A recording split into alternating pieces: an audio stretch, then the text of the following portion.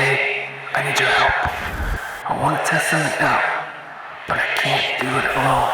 I need your ultimate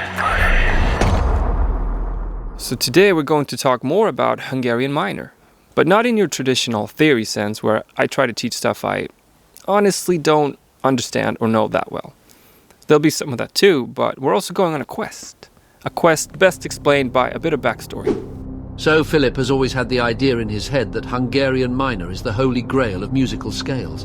Where he got that idea is not quite clear, but he is prone to irrational attachment to ideas that don't necessarily make sense, because he has never even made music with it before.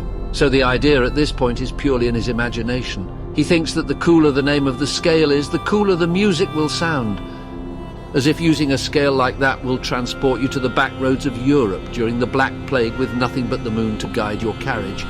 It won't, because what he doesn't know is that it's very hard to make music with it, especially without a good grasp of how music works. But just like any hopeless romantic, he will learn the hard way. It turns out there's more to making great music than picking a cool sounding scale. Anyway, back to the video.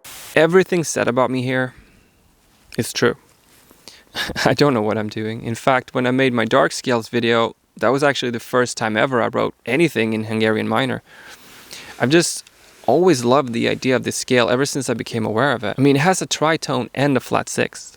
That's all the dark stuff right there. What more could you ask for? With intervals like that, it should be perfect for metal and perfect for movies, which I feel like sums me up pretty well. I love making music and sounds that feel almost movie-like or maybe like a video game. And I also love metal. I love making music that sort of weaves its own world and invites you in. A sonic landscape to lose yourself in. But to get back to the quest for a moment, the thing is, a scale like this, it's just not very catchy.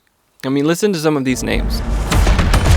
These are some of the modes derived from Hungarian Minor. How on earth are you supposed to make music with that? Eerie movie music? Maybe? Yeah, maybe I can see that, but we've veered far away from our basic cowboy chords here. So I gave myself a challenge. And this is the quest, if you will. I decided this video will serve two purposes. I want to combine my love of creating a sonic, cinematic landscape with my love of writing regular, normal rock songs. And this is where I need your help. I want to make a cinematic motif using only the notes of Hungarian Minor to see if we can make it sticky, make it stick, make it catchy somehow. Memorable. Okay, so here's the plan. In just a moment, I'm going to cut to what I came up with. And then throughout this video, I'll just play you the thing at random times. And then by the end of everything, you're going to have to tell me if the motif is stuck in your head or not. Deal. Okay, great. Thanks.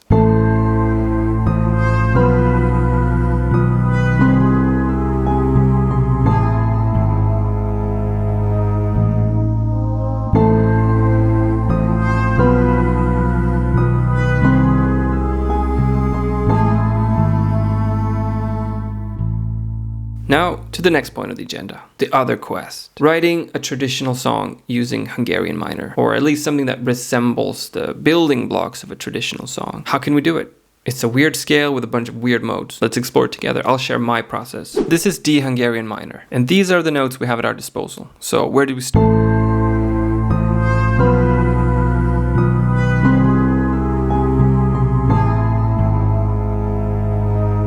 So remember earlier when I mentioned the sharp 4, the tritone? We could of course go full doom metal and just riff on that all week.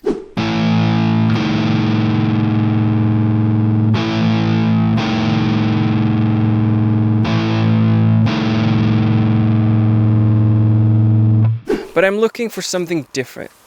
I want chord changes, I want melodies, I want something dynamic. So let's try a different approach. Let's look for chords. And don't worry, if you don't know much music theory, this shouldn't be too hard to understand as long as you know some basic terminology. What I like to do first is look for triads. A triad is made up of a root note, a third, and a fifth. If you've seen my video on the guitar neck and identifying shapes, we can apply the same method here. Okay, great, we have a D minor, because as I'm sure you know, the notes of a basic D minor triad are D, F, and A. Now let's move down the scale and see what else we can use. C sharp minor. Here we also have the option to raise the third to get a C sharp major chord instead, since both E and F are part of our scale. I think I'll try that. Maybe let's try that same major shape down the scale again. Ah yes, B flat major works too. Okay, great, now we have a progression. Let's turn this progression into a song.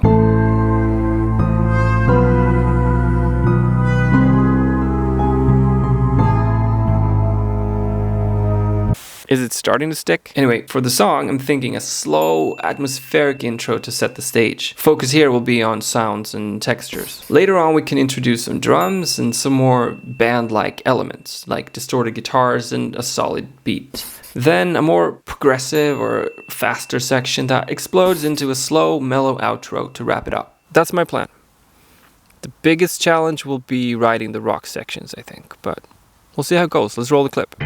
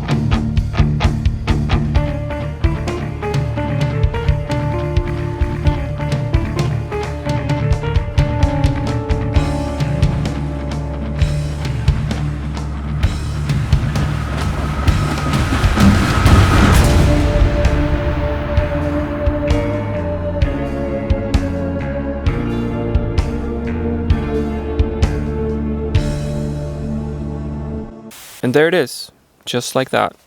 Hungarian Minor. The scale for metalheads, theory nerds maybe, and film composers. And by the way, if you're still here, because most people who click on my videos typically aren't at this point, I would like to thank you for watching the whole video through.